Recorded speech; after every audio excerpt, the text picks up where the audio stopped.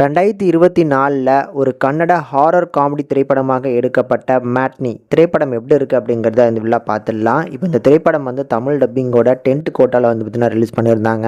And இந்த படத்தில் வந்து நம்ம ரச்சிதாராம், அதாவது வந்து பார்த்திங்கன்னா கூலி படத்து மூலமாக ஃபேமஸான ரச்சிதாராமாக வந்து பார்த்திங்கன்னா லீட் பண்ணி நடிச்சிருப்பாங்க.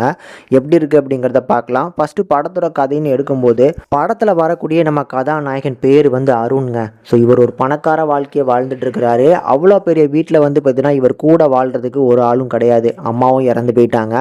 ஸோ இதனாலே என்னமோ அவரோட சைல்ட்ஹுட் லைஃப்பில் பழகின ஒரு சில ஃப்ரெண்ட்ஸை மட்டுமே இன்வைட் பண்ணி ஒரு ரீயூனியன் மாதிரி செலிப்ரேட் பண்ணலாம் அப்படின்னு சொல்லி அவங்கள எல்லாருமே கூப்பிடுறாரு. இப்படி நம்ம ஹீரோ அவரோட 4 ஃப்ரெண்ட்ஸுன்னு சொல்லி மொத்தமாக இந்த 5 பேருமே வந்து பார்த்திங்கன்னா அந்த வீட்டில் நல்லா என்ஜாய் பண்ணுறாங்க. அன்னைக்கு நைட்டு வந்து பார்த்திங்கன்னா முதல் கட்டமாக இந்த வீட்டில் ஏதோ ஒரு அமானுஷமான ஒரு விஷயம் நடக்குது அப்படிங்கிறத ஒருத்தர் ஃபீல் பண்ணுறாரு. அதை மற்றவங்க கிட்டக்க சொன்னாலுமே வந்து பார்த்திங்கன்னா பெருசாக கண்டுக்கல, கிண்டல் பண்ணி கேலி பண்ணிடுறாங்க. ஆனால் ஒரு கட்டத்துக்கு மேலே இந்த வீட்டில் ஏதோ ஒரு அமானுஷம் இருக்குது அப்படின்னு தெரியும் போது அப்படி இந்த வீட்டுக்குள்ளே பேயாக சுற்றிட்டு இருக்கக்கூடிய நபர் யார் அப்படிங்கிறத சில ட்விஸ்ட் அண்ட் டர்ன்ஸோட சொல்லியிருக்கக்கூடிய படம் தான் வந்து இந்த மேட்னி. எனக்கு இந்த படம் பார்க்கறதுக்கு ஒரு சுமாரான ஹாரர் படம் பார்க்குற ஒரு ஃபீல் தாங்க கொடுத்துச்சு. ஆக்சுவலி இதை ஹாரர் படம் அப்படின்னே சொல்ல மாட்டேன். ஹாரர் போர்ஷன் சுத்தமாக இந்த படத்தில் கிடையவே கிடையாது. அதுலேயும் படத்தோட ஃபர்ஸ்ட் ஹாஃப் வரைக்கும் வந்து பார்த்தீங்கன்னா இது ஒரு ஹாரர் படம் தானா அப்படிங்கிற மாதிரியான கேள்வியும் எழுப்போம்.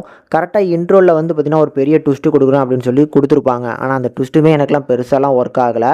செகண்ட் ஹாஃப் ஃபாலோ பண்ணி வரக்கூடிய போர்ஷன்ஸுமே அந்தளவுக்கு எஃபெக்டிவாக இல்லை. ஹாரர் வந்து பார்த்திங்கன்னா ஒரு சில சிஜி ஒர்க்லாம் பண்ணியிருக்காங்க, அதெல்லாம் மொக்கையாக தான் இருக்குது. பட் இருந்தாலும் இந்த படம் தமிழ் டப்பிங்கோடு அவைலபிளாக இருக்குது அப்படிங்கிறதுக்காக ஒரு ஒன் டைம் வாட்சபிள் மூவி.